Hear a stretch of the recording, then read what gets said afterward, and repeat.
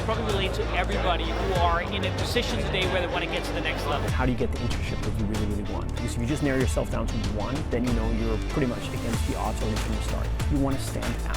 How do I sell myself in a job? I don't think it's about selling yourself. I think it's about being 100% honest with who you are to the people.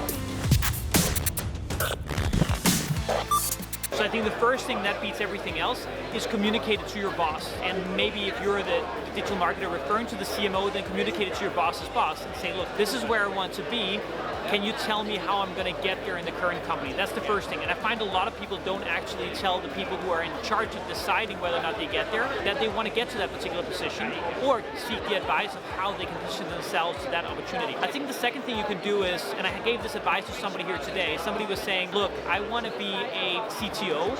I'm a great developer, but I lack the opportunity to become a CTO. What do I do? And I said to him, look, go and join a business that's at an earlier stage than where you are right now, where the business you're working for is, and that's your way to become a CTO. If they have no other technical person, you're by definition the CTO. If they have a couple of people who are more junior than you or who don't have the desire to be the CTO, that's also a way to become it. And then as the tides rise, you become the boat on top. So you got to continue to deliver that way. So for you in a similar way, you could be the CMO of a new started business. You may be the only marketing person, but then you show your passion, you show your skills, you work hard, and you then go and recruit the team. That means that you become the CTO as this particular business grows. In this instance, it is opposite most of my advice. Very important that you don't only choose your boss, but that you only choose the right business so that there is the potential for it to increase and for it to grow. I think the third thing is really to do what I'm doing right now, which is share the knowledge and content. I think the more you share knowledge and content and how to do marketing, in particular in the niche and areas that you're interested in particular, I think LinkedIn, which is the best platform right now to share content, I think there's a high likelihood that people are going to see that content, in particular if you distribute it quite well and you write engaging content or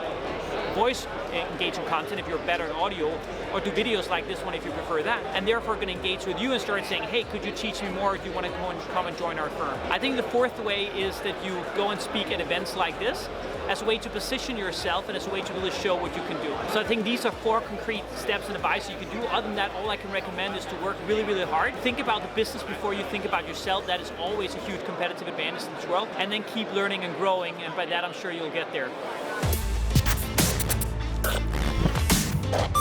How do you get the internship that you really, really want? I think the first thing that you should do is to figure out, is there just one internship that you want in the world, or are there multiple? I find pretty far down the road there are a lot of internships that are super exciting. So even if you say, look, I want to work in investment banking at Goldman Sachs, are there other internships that could be relevant as well? I think that's the first thing, because if you just narrow yourself down to one, and many of these internships have application to approval rates, meaning hiring rates of 5%, then you're pretty much against the odds already from the start. Assuming you found out which ones you want, I think the second thing is to find out ways to connect with the people. It makes you more than just another applicant. So what a lot of people do is they send an application, whether that's for an MBA school or whether that is for a Goldman Sachs internship or whatever it may be, and then they say, wait, my resume is good, my grades are fantastic, I'm going to get this internship. And what they completely miss is how important it is to network with that particular organization, and even more importantly, networking with the managing people who are going to make the decision if you're going to get hired or not. It was actually very fascinating at that point when I was at MIT. I applied for all the consulting firms and I applied for all the investment banks. During the recruiting season, I would spend a lot of time with the consulting firms. I didn't spend any time on the investment banks whatsoever. And it was actually fascinating. I think I got one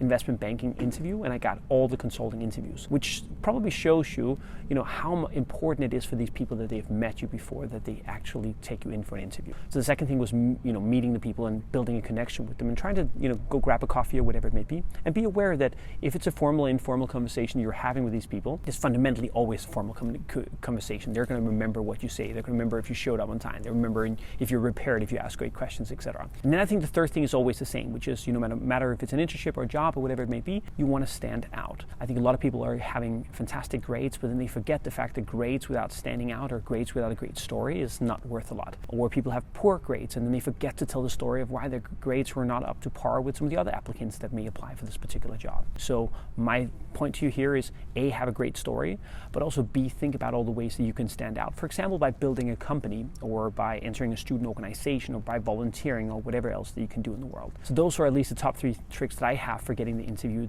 for the job that you want. And then the last thing probably is just to keep trying. For the same for me when I raised capital as when I needed to get jobs, I think it's an effort game on top of a quality game. So you need to get the quality right, which is most of the things that I mentioned, but you also need to go and deploy the effort in trying all the different options that exist. Hope that really helps you.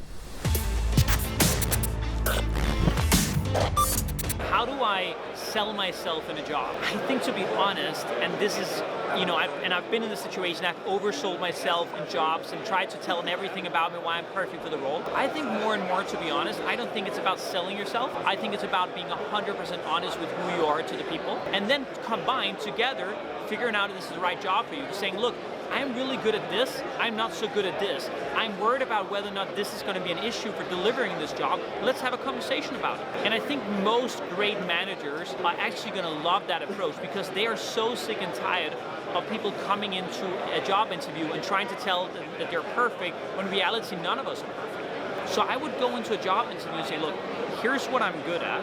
Here's what I've done before that's proven that I'm good at these things. Here's what I'm not good at. I think I can work on making these things better. I think these I'm never going to be excellent at. Let's talk about how I'm going to be able to play this role.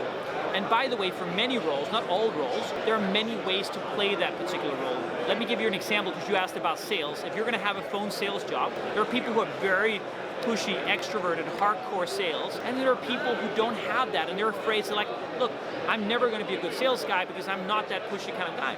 No problem. You're going to have a much more consultative, lean back, build a relationship kind of sales approach, and by the way, that's going to work perfectly as well. The honest answer is, don't try to sell yourself, just be 100% honest, and try to work with the person you're going to go and work with on how you add the most value to the business, and whether or not you're a match for them, and whether or not they're a match for you.